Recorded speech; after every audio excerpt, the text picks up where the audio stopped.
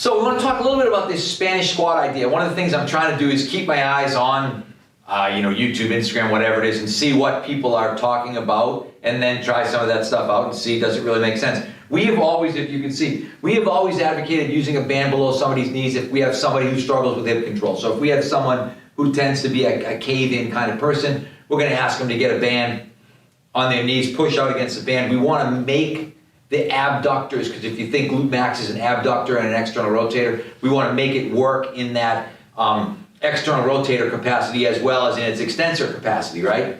So that leads us to the Spanish squat idea. I remember looking at the Spanish squat and thinking, I'll be honest, my first impression was, it seems kind of silly.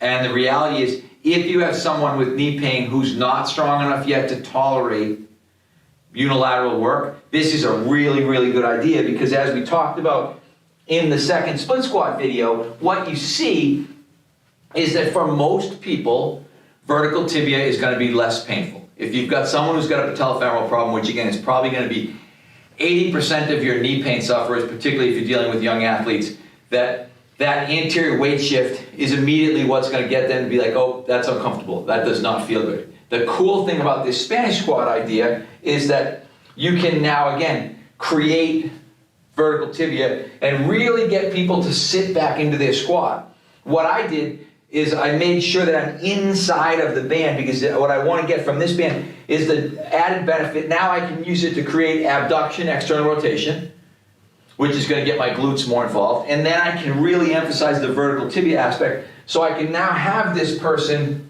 sitting back. You're going to, again, get somebody. The cool thing about the Spanish squat is, when you think about the MBSC, CFSC way of doing things, is we're always going to talk about the idea of, does it hurt? You're going to be able to get somebody to squat probably almost immediately with this Spanish squat idea, just using a band. The one thing I would tell you, this band might be a little bit light. This is like a 1-inch Perform Better. I'd probably go 1 3/4, just so I get a little more security as I lean back into it. For me, it's okay, but somebody else might do better with a little bit bigger band.